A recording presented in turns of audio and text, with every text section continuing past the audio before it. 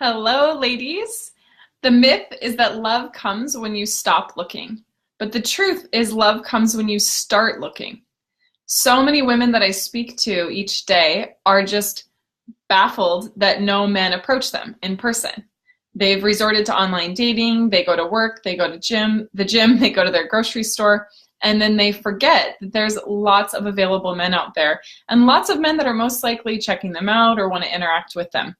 So it's a myth that we need to just stop looking, that we need to just wait for the right guy to show up, or that we can't be excited about love. Like, if we can't be excited about love, then life would be way less fun and interesting and cool and passionate and all those things. So I get really sad when there's all this advice about just stop looking, or just wait passively, or just, hope something happens. Because what happens when you stop looking for love is that you're starving yourself of all of these beautiful opportunities to interact with men and interact with potential suitors.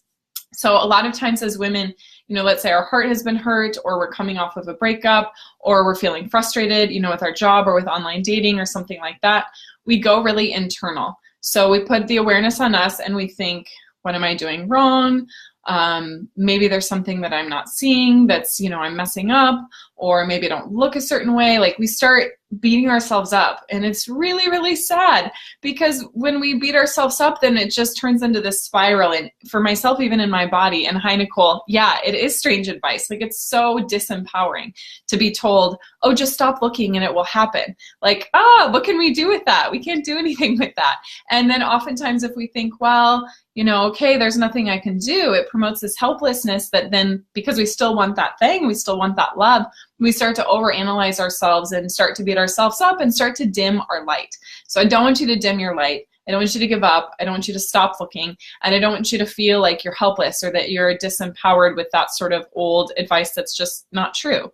Because for time immemorial, like, women have been a beacon of light towards men. Men notice not only a woman's beauty, but the way she carries herself, the way that she moves through a room, the way that she dresses, the way that she smiles, the way that she laughs with her friends, the way that she speaks the truth sometimes with ferocity.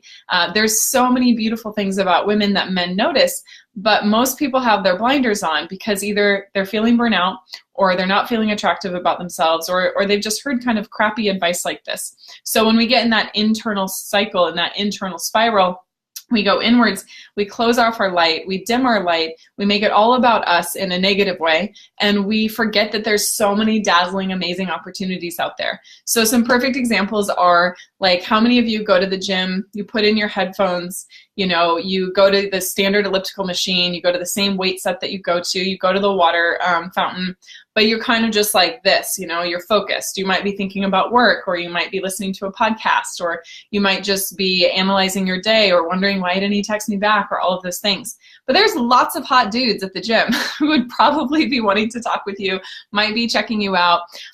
There's a man that I sometimes work with when I have like a man panel for the women that are in my program, and he will say all the time, like, I have no problem asking a woman out the places that I go. In fact, I like to meet women like at the gym or like restaurants or bars that I typically go to, because I'm in my element. And when I feel comfortable, I feel confident approaching a woman. But most women that I speak to, they have a really hard time being seen at the gym because they're self-conscious about how they look, or they're, in like go mode about how much they need to work out. And what I want to invite you to do is to not collapse your light, not go internal, not feel disempowered, but allow your feminine radiance to really be seen. So what that might look like is, when you're at the gym, like, don't wear your headphones one time. Or when you're wearing your headphones, take them off every once in a while. Actually look around the gym a little bit. I know you probably feel petrified with me even saying that, because it can be really uncomfortable. You're like probably thinking, well, I don't want people to think I'm checking them out and all these things. But if you can just take 5 seconds every 30 minutes or so, or every 10 minutes, and just look around and just notice. Imagine that you are looking at a rose garden or the sunset. You're just taking in the visual beauty. And if you happen to see a guy that looks cute and he catches your eye, then you can just hold eye contact for a second or two.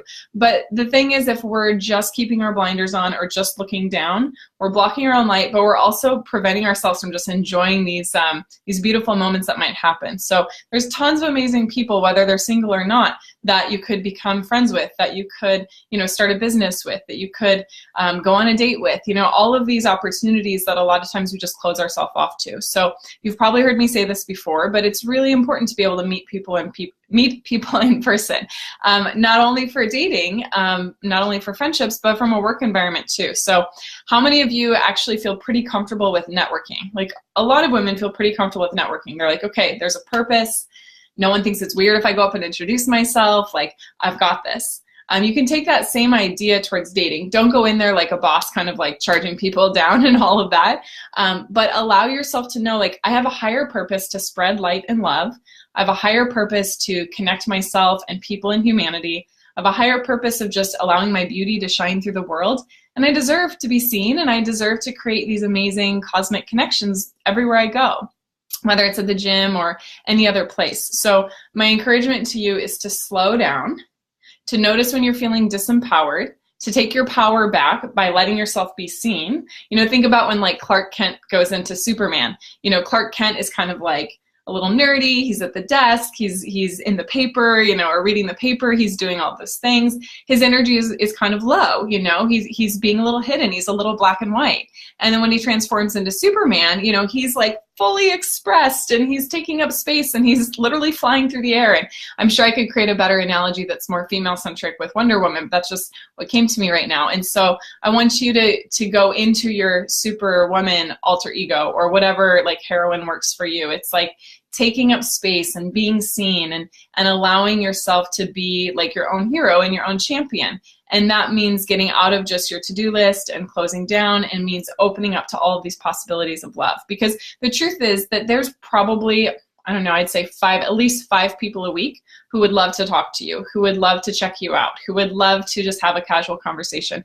And even if it's not someone that you think like, oh, that's my husband, like there's nothing wrong with having a little flirtation with a barista, or with someone that you see in line at Starbucks, or someone that you meet. And flirtation doesn't have to mean that it's sexy. It can just mean that you're pausing and enjoying a moment with someone, that you're making eye contact, that you're smiling, that you're finding something you appreciate about them and finding something you appreciate about yourself.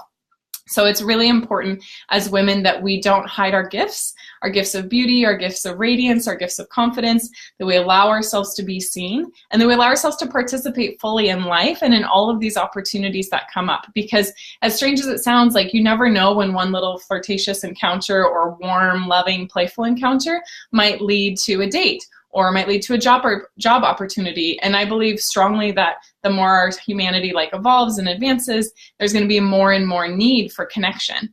We do a lot of work at home, or on our computers, or on our phones, or all of those things. And so connection becomes such an important currency, not just in love, but in all of life. So this is a skill that's going to support you in all of those aspects. And I want us all to bust that disempowering myth that like, oh, it comes when you stop looking. Now, here's the caveat. I think the reason that came about, that myth, is because some of us get into the mode of like, I'm looking for my husband. And that's not exactly the ideal place, because if you're looking for your husband, you're going to be judging anyone that does not look like your husband. So you might be like, I'm looking for my husband. Oh, that guy's too short. I'm looking for my husband. No, I don't like it when guys wear baseball caps. Or I'm looking for my husband. And so I don't want you to have blinders on and just be internal and be low and dim your light. But I also don't want you to be so focused on looking that you become really like narrow-minded about it. And then that will not be great, because similarly, you won't be noticing all these other opportunities, and you'll be much more in your masculine energy. You'll be like hunting for your husband. So I can see why this advice came about, because when women are just like hunting for something, that can be sexy actually, like cheetahs and lions and lionesses and all of those things. So there's a time for that. Definitely. But when we're mentally just focused on like looking for a certain set of criteria, we're probably in our heads, we're probably feeling judgmental, and we're probably looking at what someone isn't. Like, oh, he isn't these things I'm looking for, instead of looking for what someone is. So I want you to also start training yourself to look for what's out there that feels good, like that is already close to what you're looking for. So I know that's a lot of pieces of homework for you and tips for you this week, but I'm just really passionate about busting all these myths in the dating world and helping people really reclaim their power, because being in your feminine doesn't mean that you're not empowered. Being in your feminine actually gives you way more power. You're congruent with your own energy. You're congruent with the power of the feminine that is in some ways more magnetic and more powerful. You know, the king only bows down to the feet of the queen. And so it's really important that we don't betray that from ourselves. And there's many more ways that you can find your feminine and free your feminine, and it's something that I go much deeper into through my course and through my work with women. And so if that's of interest to you, if you find yourself in your masculine, or if guys never approach you in person, or you just know that you need to shift something in your energy when it comes to love, then I would love to talk. You can set up a 45-minute free breakthrough call with me. I'll put the comment in the I'll put the link in the comments right there. And this is a free session. It's just for you to get clarity and insight about what might be keeping you from love and what it is that you truly want. So thank you everyone for watching. I'm Violet Lang, and I look forward to connecting with you more. Bye.